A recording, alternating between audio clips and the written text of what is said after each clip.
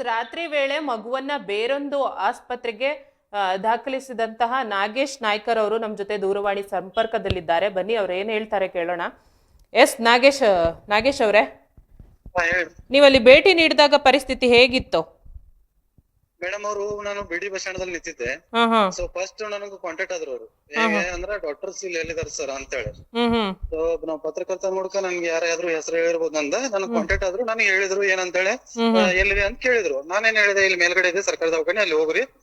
So ಅಲ್ಲೇನಾರ treatment ನಿಮ್ಗೆ ಸಿಗ್ಲಿಲ್ಲ ಅಂದ್ರೆ ನನ್ ಕಾಲ್ ಮಾಡ್ರಿ ಅಂತ ಹೇಳಿದೆ. ಯಾಕಂತ ಸಣ್ಣ ಮಗು ಇತ್ತು. ಆ ಕಾರಣಕ್ಕಾಗಿ ನಾನು ಹೇಳಿ ಕಳ್ಸಿದ್ದೆ, ಯಾರ ಮಗು ಆದ್ರೂ ಅಷ್ಟೇ, ಯಾರ ಮನೆಯಲ್ಲಾದ್ರು. ಸೊ ಹಿಂಗಾಗಿ ನಾನು ಹೇಳಿ ಕಳ್ಸಿದ್ದೆ. ಸೊ ಅಲ್ಲಿ ಅವ್ರು ಹೋದ ತಕ್ಷಣ ಗೇಟ್ ಓಪನ್ ಮಾಡಿ ಒಳಗ ಕರೆದು ಗೇಟ್ ಓಪನ್ ಮಾಡಿ pulse rate, heart beat, sugar, BP ಏನಾದ್ರು ಚೆಕ್ ಮಾಡ್ಬೇಕಲ್ಲ ಮೇಡಮ್? ಹೌದು. ಇದು ಯಾವ್ದು ಏನಾದ್ರೂ ಒಂದು ಪ್ರಯತ್ನ ಮಾಡ್ಬೇಕಿತ್ತು. ಯಾವ್ದೂ ಕೊಟ್ಟಿಲ್ಲ ಮೇಡಮ್, ಯಾವ ಚಿಕಿತ್ಸೆನೂ ಕೊಟ್ಟಿಲ್ಲ. ಅವ್ರಿಗಂತಾರ ಡೈರೆಕ್ಟ್ ನಂದಗಡ್ ತಗೊಂಡ್ ಹೋಗಿ. ಡೈರೆಕ್ಟ್ ನಂದಗಡ್ ತಗೊಂಡ್ ಹೋಗ್ಬೇಕಂದ್ರ ಅವರು ವಲಸೆ ಬಂದವರು, ಹಾವೇರಿಯಿಂದ ವಲಸೆ ಬಂದು ದುಡಿಲಕ್ ಬಂದು ಇಲ್ಲಿ ಉಳ್ದವ್ರು ಅವ್ರು. ಸೊ ಅವ್ರು ಅಲ್ಲಿಂದ ಬಂದು ಇಲ್ಲಿ ಉಳ್ದಾರ. ರಾತ್ರಿ ಸುಮಾರು 12:30 ಆಗತ್ತ. ಸೊ ಆ ಟೈಮ್ದಾಗ 10 ಕಿಲೋಮೀಟರ್ ಜರ್ನಿ ಮಾಡಿ ಆ ಮಗು ತಗೊಂಡ್ ಹೋಗ್ಬೇಕಂದ್ರ ತಂಡಿ ಒಳಗ ಏನ್ ಪರಿಸ್ಥಿತಿ ಆಗ್ಬೋದು? ಹೌದು, ಮಗು ನೋಡಿ ಕೂಡ ಬಾಗ್ಲು ತೆಗ್ದಿಲ್ಲ ಅವರು, ತೆಗಿಲಿಲ್ಲ ಮೇಡಮ್. ನಾನು ಕೂಡ ಅವ್ರನ್ನ ಫೋನ್ ಮಾಡಿದ್ರು, ಇಲ್ಲ ಸರ್ ಹಿಂಗಂತ ಇದಾರೆ ಅಂತೇಳಿ. ಆಯ್ತು ನಾನು ಅಲ್ಲೇ ಬರ್ತೇನೆ ಅಂದೆ. ನಾನು 15 ನಿಮಿಷ ಅವ್ರ ಎಂಬ ಡಿಸ್ಕಷನ್ ಮಾಡಿದೆ ಮೇಡಮ್. ಒಂದರ ಟ್ರೀಟ್ಮೆಂಟ್ ಕೊಡ್ರಿ ಏನಾದ್ರು, ಸೊ ಚೆಕ್ ಆದ್ರೂ ಮಾಡ್ರಿ ಅಂದೆ. ನಾನು ರಿಕ್ವೆಸ್ಟ್ ಮಾಡ್ಕೊಂಡೆ. ರಿಕ್ವೆಸ್ಟ್ ಮಾಡಿದ್ರು ಚಿಕಿತ್ಸೆ ನೀಡೋಕ್ ನಿರಾಕರಣೆ. ಒಬ್ಬ ರಿಪೋರ್ಟರ್ ಅನ್ನೋದ್ ಬಿಟ್ಟು ಒಂದು ಸಮಾಜ ಸೇವಕ ಅಂತ ಹೇಳ್ಕಾರ ನಾನು ರಿಕ್ವೆಸ್ಟ್ ಕೂಡ ಮಾಡ್ಕೊಂಡೆ ಅವ್ರ ಕಡೆಯಿಂದ. ಮೇಡಮ್ ಯಾರ ಮಗು ಆದ್ರೆ ಅಷ್ಟೇ ದಯವಿಟ್ಟು ಗೇಟ್ ತೆಗೆದವ್ರು ಚೆಕ್ ಮಾಡ್ರಿ ಅಂತ ಹೇಳಿದೆ ನಾನು. ಅವ್ರು ಯಾವ್ದಕ್ಕೂ ಇದನ್ನ ಮಾಡ್ಲಿಲ್ಲ. ಅವಾಗ ನಾವು ವಿಡಿಯೋ ಸ್ಟಾರ್ಟ್ ಇಟ್ಟಿದ್ವಿ ಮೇಡಮ್. ಸೊ ಅಲ್ಲಿಂದ ಏನ್ ವಿಡಿಯೋ ಸ್ಟಾರ್ಟ್ ಆಯ್ತು, ಅವ್ರು ನೋಡಿರ್ಬೋದು ನೀವು ವಿಡಿಯೋದಾಗ ಈಗ ಕಾಣತಿರ್ಬೋದು.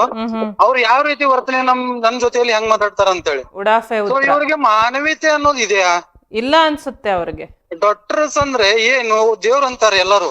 ಸೊ ಈ ಡಾಕ್ಟರ್ಸ್ ಗಳೇ ಈ ರೀತಿ ಮಾಡಕತ್ರ ಮತ್ತು ಇನ್ನು ಬದುಕೋದ್ ಹೆಂಗೆ ಸಮಾಜ ಜನ? ಹೋಗ್ಲಿ, ಅಲ್ಲಿ ಆಂಬುಲೆನ್ಸ್ ವ್ಯವಸ್ಥೆ ಆದ್ರೂ ಇದೆಯಾ? ಅದು ಇಲ್ವಾ ಮೇಡಮ್? ಅಲ್ಲಿ ಆಂಬುಲೆನ್ಸ್ ವ್ಯವಸ್ಥೆ ಇಲ್ಲ ಬಿಡಿಯಲ್ಲಿ. ಸೊ ಅದ್ರ ಬಗ್ಗೆ ನಾನು DHO ಸರ್ ಜೊತೆಯಲ್ಲಿ ಈಗ ಹಿಂದೆ 2 ಸಲ ಮಾತಾಡಿದೀನಿ. DHO ಸರ್ ಜೊತೆಯಲ್ಲಿ 2 ಸಲ ಮಾತಾಡಿದೀನಿ, ಕೊಡ್ತೇವೆ ಅಂತಂದಾರೆ. ಅದು ಇನ್ನೂವರೆಗೂ ಕೊಟ್ಟಿಲ್ಲ. ಸೊ ನಂದ್ಗಡೆ ಆ ಟೈಮ್ ನಲ್ಲಿ ವಾಹನ ಅವ್ರಿಗೆ ಗಾಡಿ ಕೂಡ ಇರ್ಲಿಲ್ಲ. ಸೊ ನಂದ್ಗಡೆ 10 ಕಿಲೋಮೀಟರ್ ಜರ್ನಿ ಮಾಡಿ ಅವ್ರಿಗೆ ತಗೊಂಡ್ ಹೋದೆ. ಅಲ್ಲಿ ತಗೊಂಡ್ ಹೋದ ತಕ್ಷಣ ಅಲ್ಲಿಂದ ಆಂಬುಲೆನ್ಸ್ ಅವ್ರು ಟ್ರೀಟ್ಮೆಂಟ್ ಕೊಟ್ರು ಮೇಡಮ್.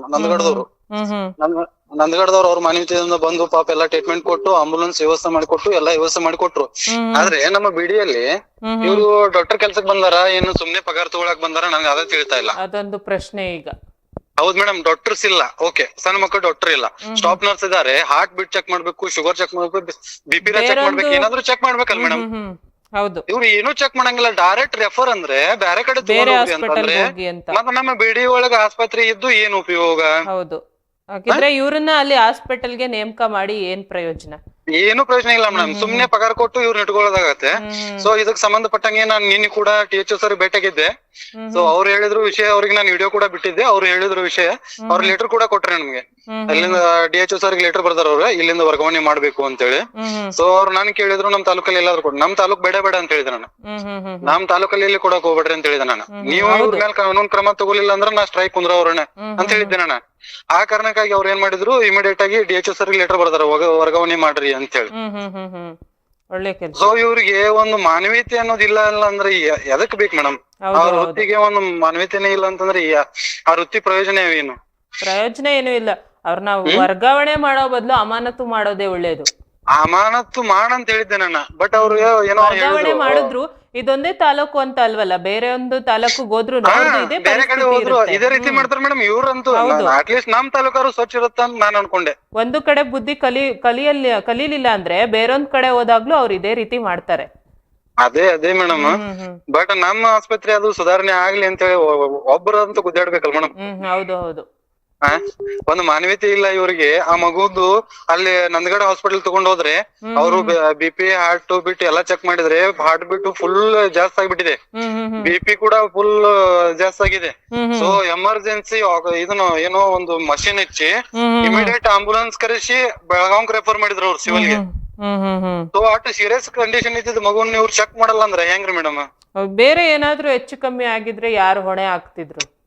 ಕೆಟ್ಟದ ವಿಚಾರ ಮಾಡೋಣ ಮೇಡಮ್. ಇವ್ರಿಗೆ ಅಲ್ಲಿ ತಗೊಂಡ್ ಹೋಗಂತ ಹೇಳಿದ್ರು, ಅಲ್ಲಿವರೆಗೂ ಹೋಗೋವರೆಗೂ ಮಗು ಹುಷಾರಿತ್ತು, ಓಕೆ.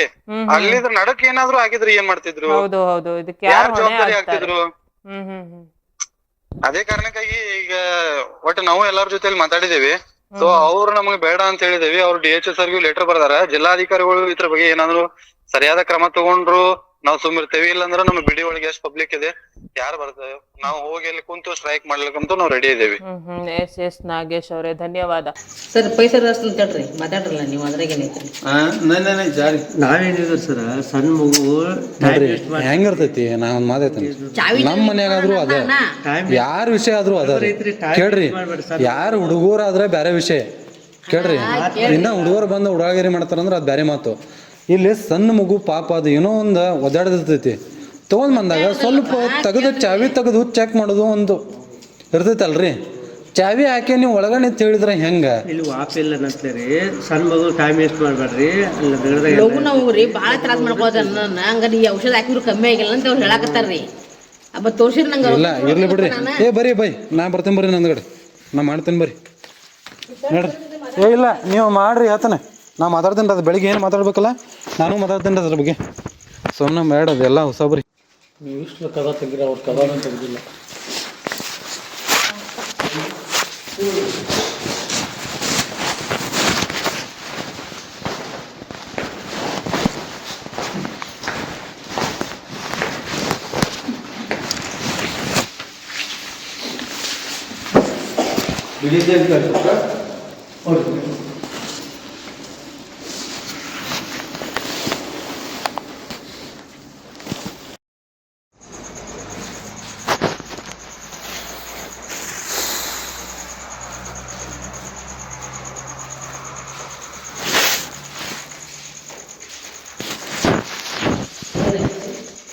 ಆ ಮಗು ಚೆಕ್ ಮಾಡ್ರಿ ಮೇಡಮ್, ಮಗು ಚೆಕ್ ಮಾಡ್ರಿ. ಅದು ಚೆಕ್ ಮಾಡಿಲ್ರಿ. ಹಾಂ, ಔಷಧ ತೋರ್ಸ್ಕೊಂಬಂದಾರಂತಲ್ರಿ ಅವ್ರು ಬೇರೆ ಕಡೆ ಡಾಕ್ಟರ್ ಕಡೆ. ಎಲ್ಲಿ ನೀವು ಏನಾದರೂ ಚೆಕ್ ಮಾಡಿದ್ರ ಅದ್ರ ಬಗ್ಗೆ? ಅಲ್ಲ ಚೆಕ್ ಮಾಡಿಲ್ಲ, ನಾವು ಸಣ್ಣ ಮಕ್ಕಳು ಡಾಕ್ಟರ್ ಇರುದಿಲ್ಲ, ಕಣ್ಣ ಬರ್ಕೋರಿ ಅಂತ ಹೇಳಿದ್ವಿ. ಇರ್ಲಿ ಬಿಡ್ರಿ, ನೀವು ಏನಾದರೂ ಒಂದು ಸ್ವಲ್ಪ ಚೆಕ್ ಮಾಡಿದ್ರಿ ಏನಾದರೂ? ಅಲ್ಲ ಚೆಕ್ ಮಾಡೋದು ನಾವು ಇಲ್ಲಿ ತೋರ್ಸ್ಕೊಂಬಂದಾರಂತ. ಅಲ್ರಿ, ನೀವು ಗೇಟ್ ತೆಗೆದು ಚೆಕ್ ಮಾಡಬೇಕಾಗಿದ್ದು ನಿಮ್ಮ ಕೆಲಸ ಏನಾಗಿದೆ ಅಂಥೇಳಿ. ನೀವು ಚೆಕ್ಕ ಮಾಡಲಿಲ್ಲ ಅಂದ್ರೆ ಏನು ಹಂಗಾದ್ರೆ ಹೇಳ್ರಿ. ಫಸ್ಟ್ ಕೇಳಿದೇವ್ರಿ, ಕೇಳಿ ಡಾಕ್ಟ್ರ್ ತೋರ್ಸ್ಕೊಂಡ್ ಬಂದೇವಿ. ಈ ಔಷಧ ಅವ್ರ ಡಾಕ್ಟ್ರ್ ತೋರಿಸ್ಲಿ ಬಿಡ್ರಿ, ನೀವು ಚೆಕ್ ಮಾಡಿದ್ರ? ನಾವು ಚೆಕ್ ಮಾಡೋ ಡಾಕ್ಟರ್ ಅಲ್ರಿ, ನಾವು ನರ್ಸ್ಗಳನ್ನ. ಓಕೆ, ನೀವು ಚೆಕ್ ಮಾಡಿದ್ರೆ ಏನಾದ್ರು? ನಾವು ಕೇಳೇವ್ರಿ, ಕೇಳಿ ಕಸನ್ನ ಕೇಳಿ ಇಲ್ಲಿ ನಡೆಯಂಗಿಲ್ಲ. ಓಕೆ, ನಿಮ್ಮ DHO ಸಾಹೇಬ್ರು ಫೋನ್ ಹಚ್ಚಿರಿ ಆತನ ಒಂದು ನಿಮಿಷ. ಡಾಕ್ಟ್ರ್ ನೀವು ಚೆಕ್ ಮಾಡಂಗಿಲ್ಲ ಅಂದ್ರೆ ಹೆಂಗೆ ರೀ? ನರ್ಸ್ ನೀವು ಚೆಕ್ ಮಾಡಂಗಿಲ್ಲ ಅಂದ್ರೆ ಹೆಂಗೆ? ಮಗುಗೆ ಡೈರೆಕ್ಟ್ ನೀವು ಲಾಕ್ ತೆಗಿಯಂಗಿಲ್ಲ, ಹೊರಗೆ ಅವ್ರು ನಂಗಡೆ ತೊಗೊಂಡು ಅಂತ ಹೋಗಂತ ಹೇಳ್ತಾರೆ.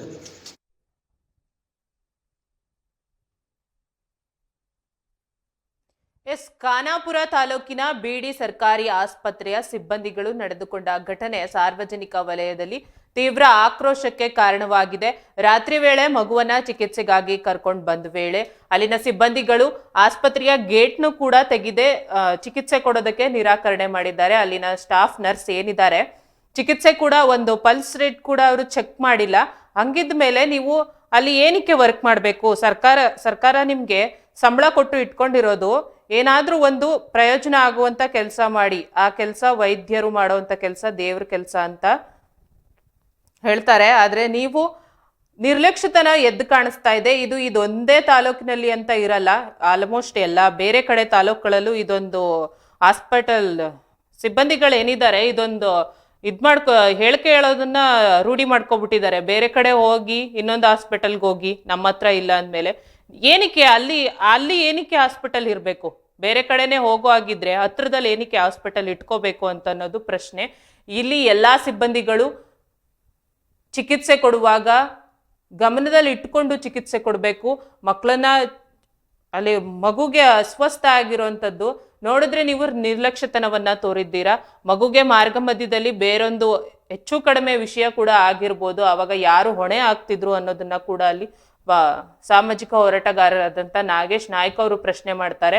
ಅವರು ಆ ಮಗುವನ್ನ ಬೇರೊಂದು ಹಾಸ್ಪಿಟಲ್ಗೆ ಕರ್ಕೊಂಡು ಹೋಗಿ ಚಿಕಿತ್ಸೆಯನ್ನ ಕೊಡಿಸಿದ್ದಾರೆ. ಅಲ್ಲಿ ಎಷ್ಟೇ ರಿಕ್ವೆಸ್ಟ್ ಮಾಡಿದ್ರು ಕೂಡ ಅಲ್ಲಿನ ಸಿಬ್ಬಂದಿ ಬಾಗ್ಲು ಕೂಡ ಗೇಟ್ ಕೂಡ ತೆಗೆಯೋದಿಲ್ಲ, ಹಾಸ್ಪಿಟಲ್ ಗೇಟ್ ಕೂಡ. ಅಂದ್ರೆ ಇಲ್ಲಿ ಎಷ್ಟು ನಿರ್ಲಕ್ಷ್ಯ ತೋರಿಸ್ತಾ ಇದ್ದೀರಾ ಅನ್ನೋದು ನಿಮಗೆ ಗೊತ್ತಾಗಬೇಕು. ಆಸ್ಪತ್ರೆ ಸಿಬ್ಬಂದಿಗಳು ಕೆಲವೊಂದು ಕಡೆ ನೀವು ಎಷ್ಟು ನಿರ್ಲಕ್ಷ್ಯದಿಂದ ಮಾತಾಡ್ತೀರಾ, ಅವ್ರಿಗೆ ರೇಗೋದಾಗಿರ್ಬೋದು ಅಥವಾ ಬೇರೊಂದು ವಿಷಯಕ್ಕೆ ಬೈಯೋದು, ಈ ರೀತಿ ಮಾಡಬೇಡಿ. ಯಾಕಂದ್ರೆ ರೋಗಿಗಳು ಬೇರೆ ಊರಿಂದ ಬಂದಿರ್ತಾರೆ, ಬೇರೊಂದು ಕಡೆಯಿಂದ ಬಂದಿರ್ತಾರೆ. ಅವ್ರಿಗೆ ಪ್ರೈವೇಟ್ ಹಾಸ್ಪಿಟಲ್ಗಳಿಗೆ ಹೋಗೋದಕ್ಕೆ ಹಣಕಾಸು ತೊಂದರೆನೂ ಇರ್ಬೋದು. ನಮ್ಮ ಗೌರ್ಮೆಂಟ್ ಹಾಸ್ಪಿಟಲ್ಗಳೇ ಇರುವಾಗ ನಾವ್ ಯಾಕೆ ಬೇರೆ ಪ್ರೈವೇಟ್ ಹಾಸ್ಪಿಟಲ್ಗೆ ಹೋಗ್ಬೇಕು ಅಂತ ಕೂಡ ಅವರು ಚಿಂತೆ ಮಾಡ್ಕೊಂಡು ಬಂದಿರ್ಬೋದು. ಅದನ್ನ ಬಿಟ್ಟು ನೀವು ಅಲ್ಲಿ ನಿರ್ಲಕ್ಷ್ಯತನವನ್ನ ತೋರಿಸ್ತೀರಾ, ಇದು ಸರಿಯಲ್ಲ. ನೀವು ಇದನ್ನ ಆದಷ್ಟು ಬೇಗ ಸರಿ ಮಾಡ್ಕೊಳ್ಳೇಬೇಕು.